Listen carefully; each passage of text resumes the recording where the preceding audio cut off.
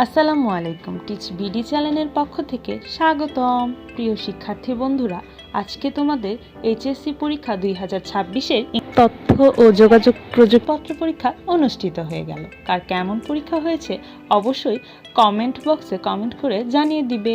এই মুহূর্তে যে প্রশ্নটি দেখতে পাচ্ছ, অল্প কিছুক্ষণের মধ্যেই এর সমাধান দেওয়ার চেষ্টা করবে ইনশাল্লাহ।